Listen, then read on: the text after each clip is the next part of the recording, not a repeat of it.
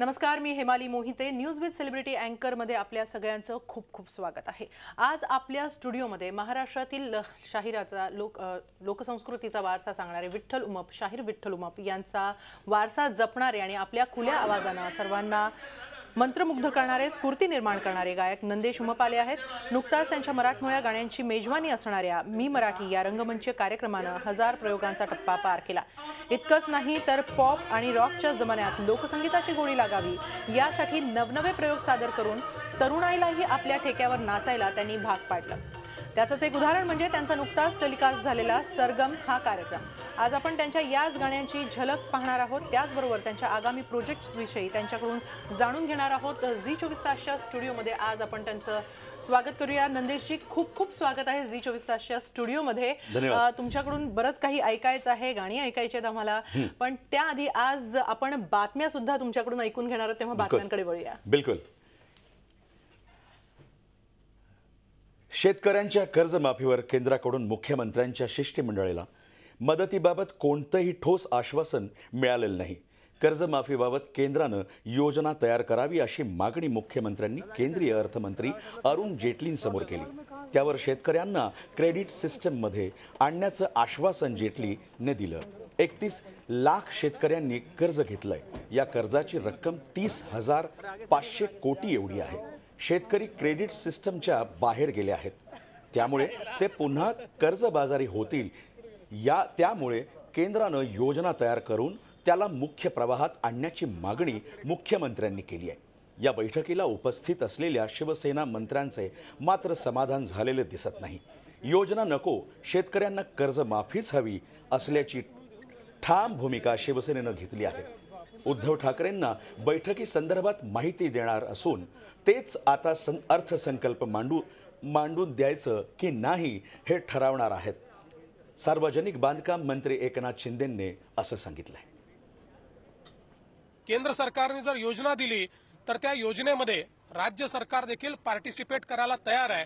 राज्य सरकार आपल्या रिसोर्सेसमधनं त्या ठिकाणी काही भाग त्याच्यात घेईल आणि उर्वरित भाग हा केंद्र सरकारने घ्यावा. आणि तशी योजना ही ज्या प्रकारे केंद्र सरकार तयार करेल, महाराष्ट्राचं सरकार ती स्वीकारेल अशा प्रकारची विनंती आम्ही त्यांना केली आहे. माननीय जेटलीजींनी आणि राधेमोहन सिंगजींनी आमचं म्हणणं समजावून घेतलं. त्यांनी मान्य केलं की शेतकऱ्याच्या पाठीशी मजबूतीनं उभं राहण्याची आवश्यकता आहे.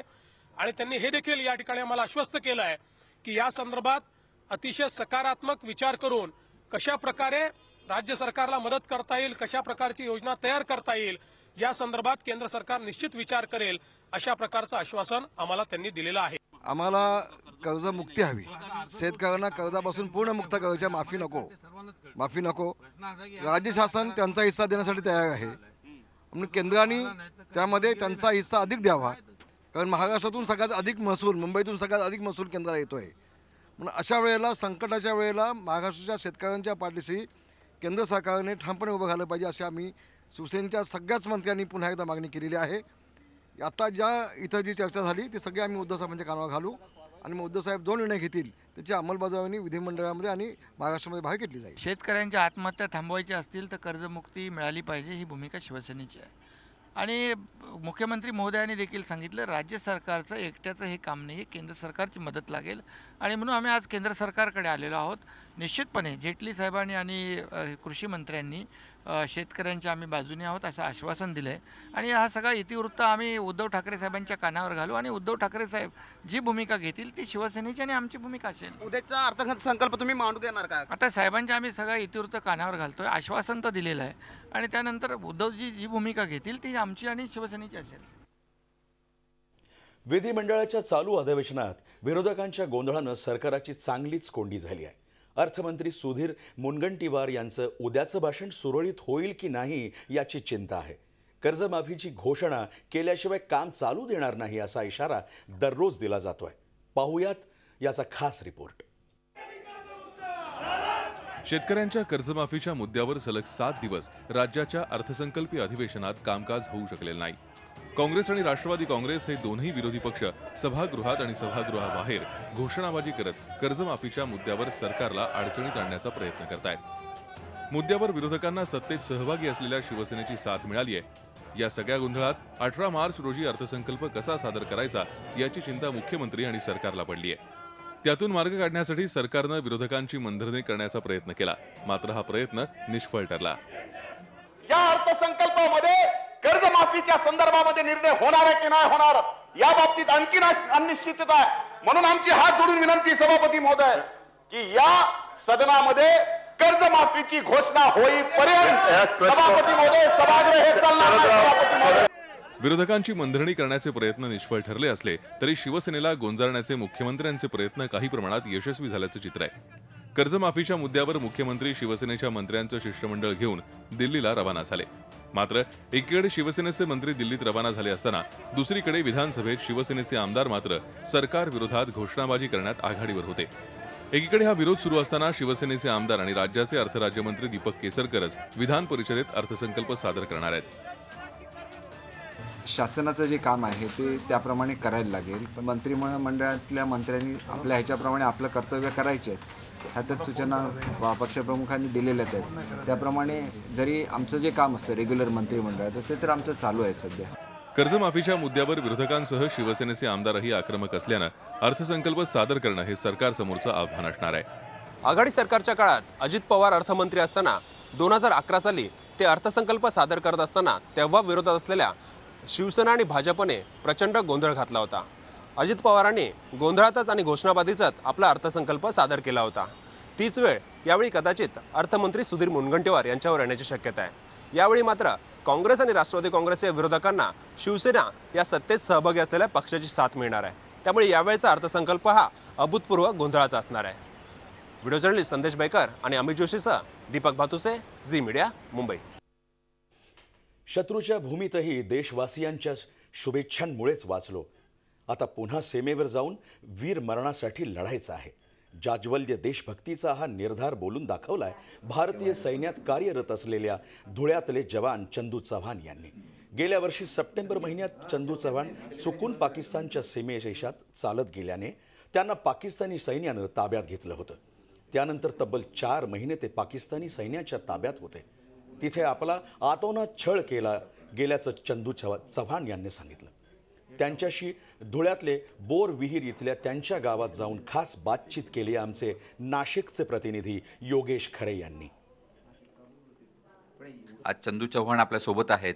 चंदूकडून या वेळेसचे जे काही त्याचे अनुभव आहेत ते जाणून घेऊया. चंदू, खरं तर तुझं अभिनंदन की तू सुखरूप परत आलात, एवढं समाधानी तू राहिलास. हे कसं शक्य झालं? म्हणजे तू तिकडे गेल्यानंतर तुला तिकडचे कसे अनुभव आले ते हे लोकांना समजून घ्यायचे. सर्वात पहिले मी माझ्या देशाचा मरेपर्यंत ऋणी राहील.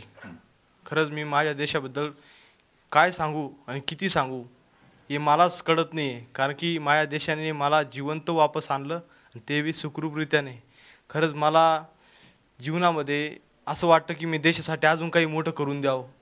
तेवढं बी माझ्याकडून अपूर्ण राहील. माझ्या देशाने मला एक नवीन जन्म दिलेला आहे. आम्ही पहिल्यापासून ठरवलं तर आम्हाला आईवडील नाही आहे, त्यांची सेवा तर नाही भेटेल, पण देश सेवा करू आम्ही. आम्हाला पहिल्यापासून वाटायचं आणि आज आम्हाला देश सेवा करायला देवाने मोका दिलेला आहे आपल्या देशाने. आणि खरंच मला आता नवीन जन्म भेटलेला आहे तर मी अजून जास्त देश सेवा करायला. मातृभूमीला खरोखर तुझा अभिमान आहे, सर्वांनाच अभिमान आहे. पण तू त्या तिकडे गेल्यानंतर जाणून घ्यायचे की तुला कशा पद्धतीनं वागणूक मिळाली, कसे हाल झालेत तुझे तिकडे, किंवा त्यांनी तुला शिक्षा म्हणून काही त्रास दिला का? जेव्हा मी त्यांच्या हद्दीत पडलो आणि मला जेव्हा त्यांनी कॅप्चर केलं तिथून मला ते जेव्हा माझी रायफल वगैरे हिसकावून वगैरे सर्व घेतलं आणि माझं सामान वगैरे सर्व काढून घेतला. मला माझे जुते बी काढले. जुते काढल्यानंतर माझे कपडे काढून सण त्यांनी चेक केलं, ह्याच्यामध्ये काही आहे तर नाही बॉम्ब्स वगैरे. मला ते पोलिसांची हातकडी लावून दिली. हातकडी लावल्यानंतर त्याच्या माझा ड्रेस होता, वर्दी ड्रेस होती माझी. त्याच्यानंतर माझ्या ड्रेसवरती त्यांनी ते कोणते कपडे राहतात त्यांचेवाले घालतात, ते पठाणी शूज, पठाणीसारखे कपडे, ते कपडे त्याच्यावर टाकले. मला त्यांनी ते फाशी लावतात त्या टाईपचं काळा कपडा लावून दिला. तिथून मला घेऊन सण ते पुढं माझं रायफलचं लेआउट वगैरे केलं असेल काय केलं, मला बसवलेलं होतं.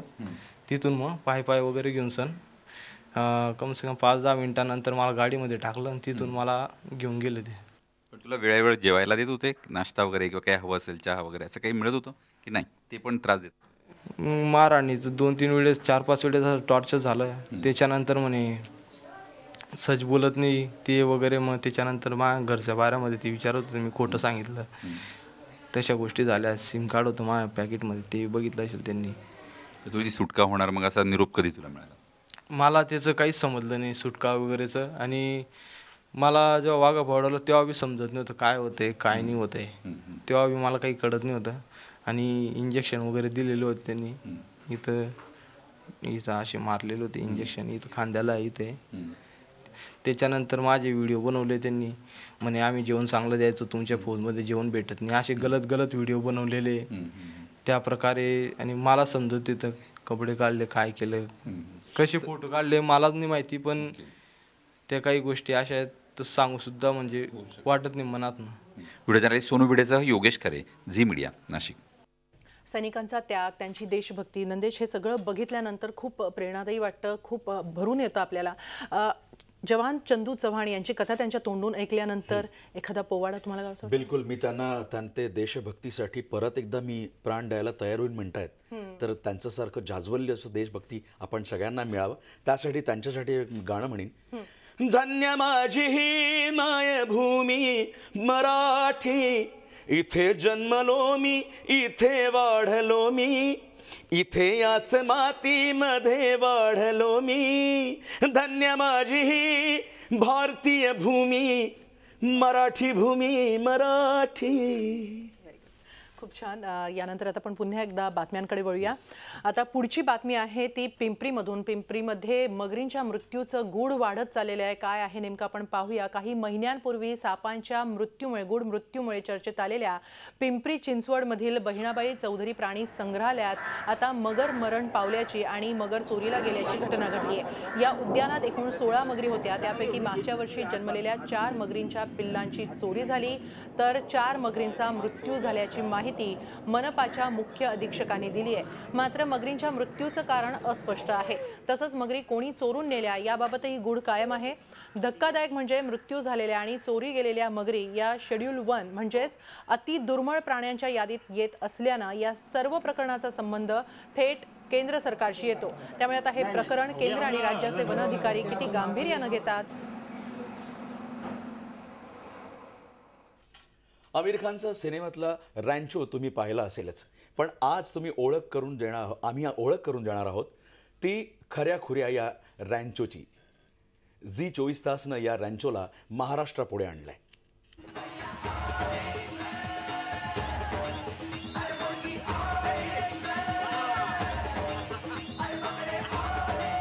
3 इडियट सिनेमातल्या रॅन्चोचे हे प्रताप. आयडियांची भन्नाट कल्पना लढवून अफलातून प्रयोग करणारा हा रॅन्चो उर्फ फुंकसुक वांगडू भल्या भल्या चतुर लोकांना तोंडात बोटं घालायला लावणारा.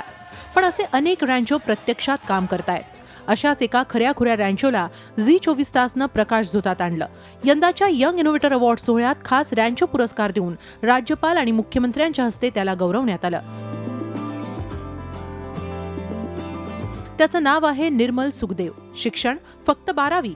अहमदनगरच्या संगमनेर तालुक्यातल्या काकरवाडी गावचा हा गावरान गडी. या निर्मलनं तयार केलंय इंधनाची बचत करणारं खास engine, free valve engine technique वापरून.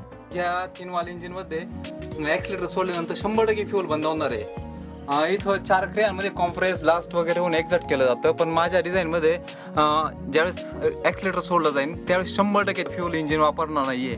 या अफलातून शोधाची आयडिया नेमकी कशी सुचली ते पहा. आजपर्यंत तुम्ही असं कधी ऐकलंय, कधी कोणत्या कंपनीबद्दल ऐकलंय की त्यांनी कच्च्या रस्त्यांवर जास्तीत जास्त मायलेज देण्याचं इंजिन त्यांनी लॉन्च केलंय? नाही केलं मित्रांनो. असं कधी 100% इंधन बंद करणारं टेक्निक कधी कंपनीनं लॉन्च केलंय? नाही केलेलं असं मित्रांनो कधी.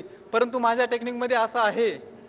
मी उच्च शिक्षित नाहीये, परंतु असं आहे माझ्या टेक्निकमध्ये, ऍक्सिलेटर सोडल्यानंतर काही काळ 100% फ्यूल बंद करण्याचं टेक्निक माझ्या इंजिनमध्ये मी तयार केलेलं आहे. इंधन वाचवण्याची 100% हमी देणारा हा रॅन्चो अर्थात निर्मल सुखदेव. त्याचं हे संशोधन भविष्यात लाखो करोडो लिटर इंधनाची बचत करणारं ठरणार आहे. Bureau report, Zee Media. देशभरात धुळवडीचा उत्सव धूमधडाक्यात साजरा होत असला तरीही नाशिककरांनी आपल्या ऐतिहासिक परंपरेने आणि साजेशी अशी रंगपंचमी साजरी केली आहे. नाशिक शहरात पेशवेकालीन राहाडी मध्ये रंग खेळला जातो. जुन्या नाशिकमध्ये 3 ते 4 राहाडी आहेत. जुनी तांबट लेनमधील राहडी यंदाच्या वर्षी तब्बल 40 वर्षांनी उघडण्यात आली होती. त्यामुळे नाशिककरांचा उत्साह द्विगुणित झाला होता. 15 ते 18 फूट खोल असणाऱ्या या राहडींमध्ये शेकडो लिटर पाणी आणि रंग टाकला जातो. राहडीची विधिवत पूजा केल्यानंतर रंगात ओढ्या मारून रंग खेळला जातो. मागील 2 वर्षे पाणी टंचाई भेडसावत असल्याने शहरातील राहडी बंद ठेवण्यात आल्या होत्या.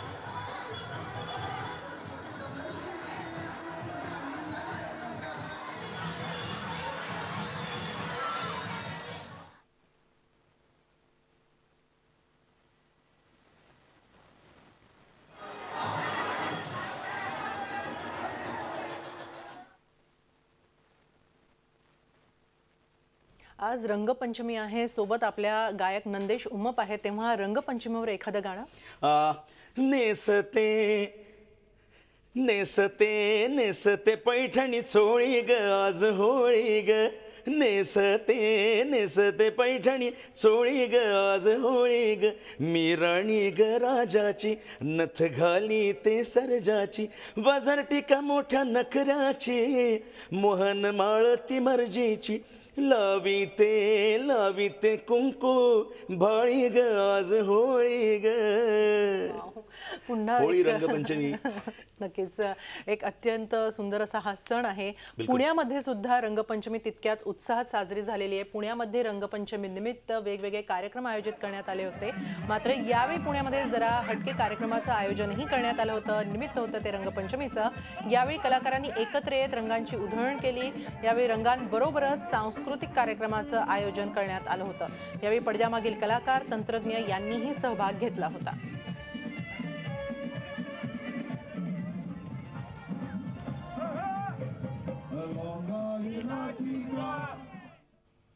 या बातम्यानंतर आपण आणखी काही गप्पा नंदेश उमप यांच्याबरोबर मारणार आहोत. मात्र इथं वेळ झाली का छोट्याशा ब्रेकची. तेव्हा कुठे जाऊ नका, पाहत राहा झी24 तास. रहा एक पाऊल पुढे.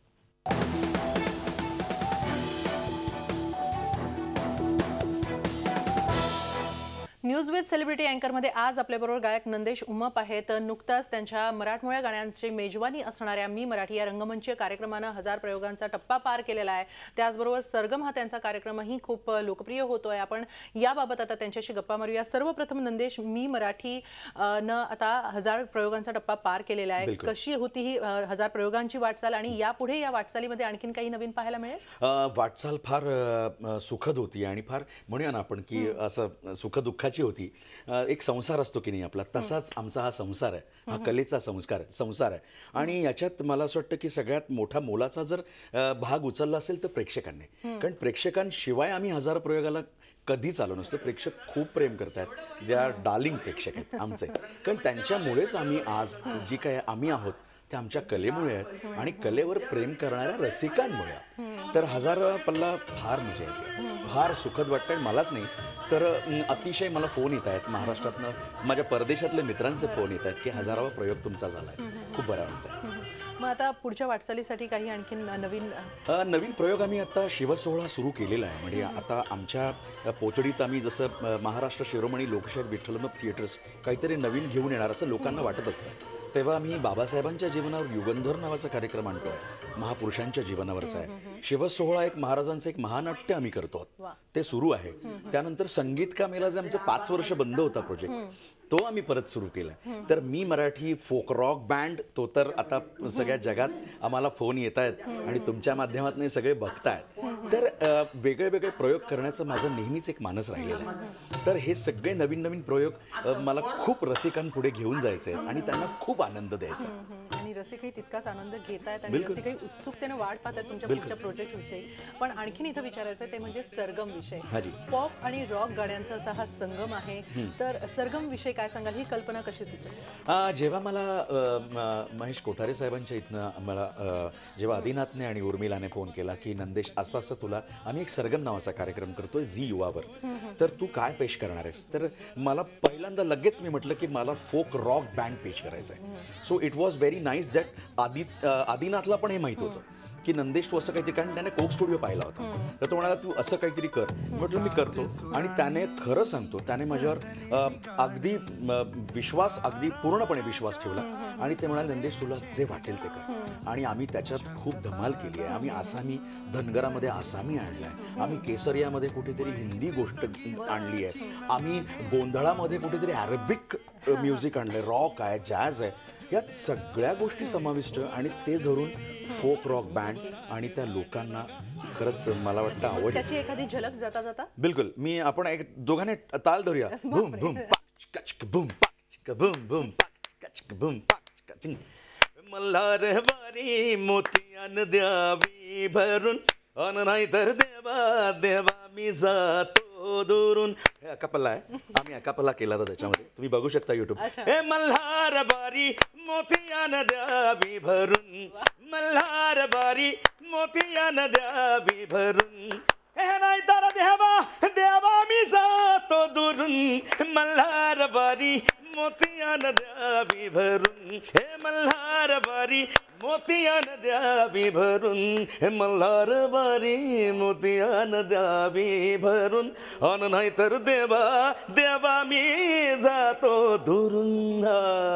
वा, सुंदर सुंदर. का नाही आवडणार असे नवनवीन प्रयोग. प्रेक्षकांना खूप खूप धन्यवाद आमच्याशी छान बातचीत केल्याबद्दल आणि आज आमच्याबरोबर येऊन बातम्या आमच्याबरोबर शेअर मला केल्याबद्दल. खूप आनंद वाटलाय की तुमच्याबरोबर, तुम्हाला नेहमी आम्ही पाहत असतो पण आज मला वाचताना थोडं दडपण होतं, पण तुम्ही सगळ्यांनी खूप चांगला सपोर्ट केल्यामुळे मी प्रेक्षकांचे खूप खूप आभार मानतो आणि झी24 तासचे खूप खूप आभार मानतो. खूप खूप धन्यवाद. आणि याबरोबरच या खास कार्यक्रमामध्ये आज इथंच समय. मात्र ताज्या बातम्यांसाठी पाहत राहा झी24 तास. रहा एक पाऊल पुढे.